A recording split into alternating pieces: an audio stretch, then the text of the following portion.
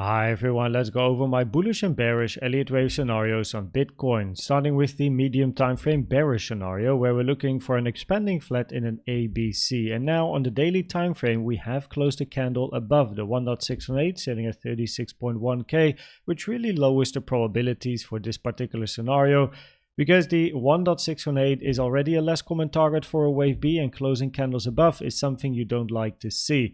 In this scenario, nonetheless, we are then looking for a 5-wave impulsive structure to the downside in wave C, where the target for wave C is the low of A, sitting at 24.8k, and the 1.618, 16.8k. This area is important support for then continuation to the upside.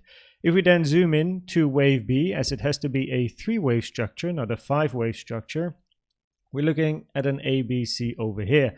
So we have an expanding diagonal in wave A, which also is rare, 1, 2, 3, 4, 5. Wave B retracing to the 382, which is fine, that's common. And then another 5-wave structure to the upside, 1, 2, 3, 4, 5 once more.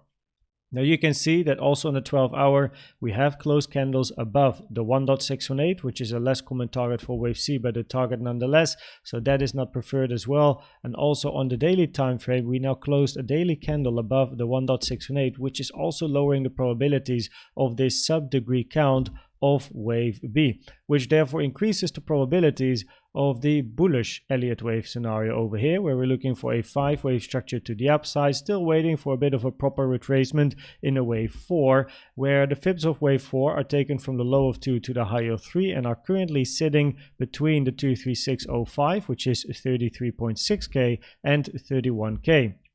In this area, we do have very interesting support, mainly this key line over here. If I go to the 1 hour, then you can see that this key line is attached to the low of this candle, which is the beginning of a 1 hour gap.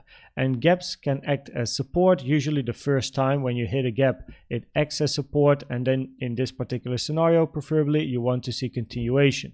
The moment candles start to close inside the gap, probabilities are high, you're going to fill the gap, move to the downside, which then means move to the 0.5 over here. The invalidation of this scenario is if price continues towards the downside, hits the 0.618 at 29.8k.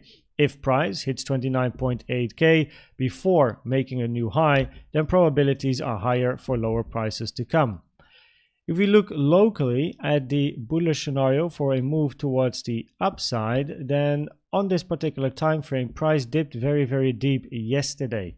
So you can see I have an impulsive count on my chart.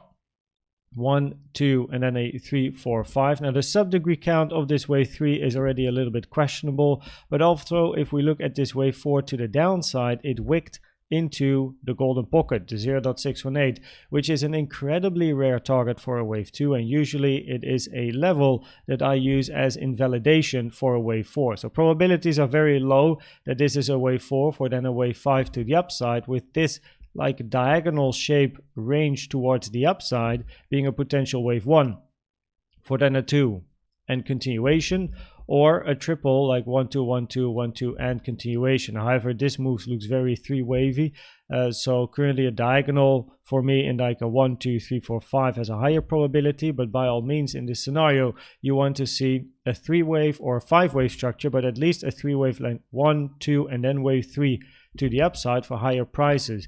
Just because on the 30-minute and the 1 hour candles closed on top of the 05, I still have this scenario in my folder, with this potentially being an anomaly, for example, like candles closing on the 0.5 here, but it really decreases the probabilities.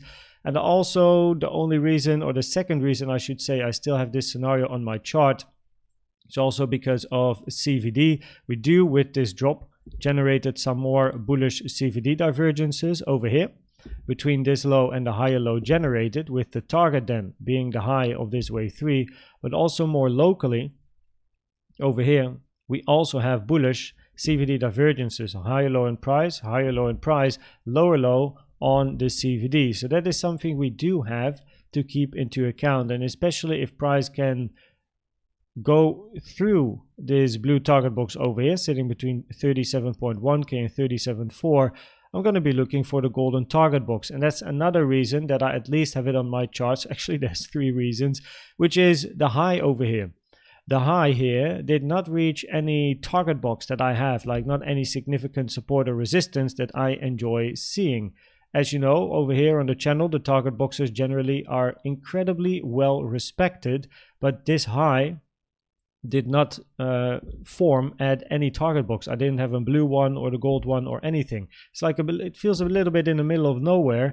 So yeah, I do have the golden one just above, which is very important resistance at 38.5 to 39k, and then the blue one here is just above 37.1 and 37.4. And if we look for support, currently the white box that we're testing here, but the blue one 35.2, 35.5, then we have 34.3, 34.5, and then finally 33.8, 33.9, before we then reach that key level again at the downside.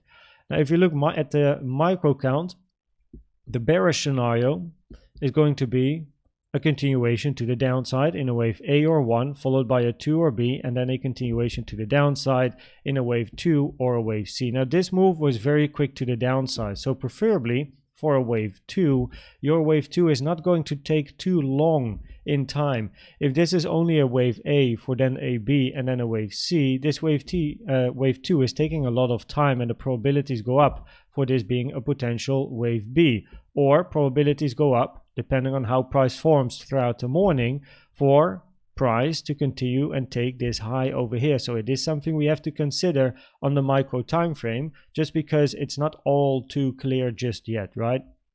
For a wave 2, the common retracement target is the 05 to the 786, which is over here between 36.8k and 37.4k. And for a wave B, all of these fibs are common, but I'm very interested nonetheless in the target box area where we have an order block, we have a golden pocket, and we also have a value area high of the range. And this is important resistance. If price is going to build bullish CVD divergences against resistance here, probabilities do increase to move towards the upside, towards that golden area, which remains very, very interesting indeed. So if we then finally look at the probabilities of the different scenarios here, then on the medium time frame, whatever happens, right, we are having higher probabilities for continuation to the upside in a wave 5. So over here, actually go to the daily. Highest probabilities for a wave 3 to eventually be in, looking for a wave 4 and eventually a wave 5 towards the upside. Where on the low time frame, over here, wave 4 retraced to the 0.618, which is not common for a wave 4 at all. That's not really what you like to see, right? It usually invalidates a wave 4 for me, but just because of the wick and then candles closing on top of the 0.5, I still have it on my chart. And of course, the other reason with the bullish CVD divergence and also no target box at the high at the moment. So there's a couple of reasons why I still consider at least price to take the high, but for me what is important is to see the local price action form here. Give it some time, give it a range, and based on the range we can get better probabilities. After impulsive moves like this, it's always best to wait on the sideline, see what's going to happen, and then eventually the probabilities come to us.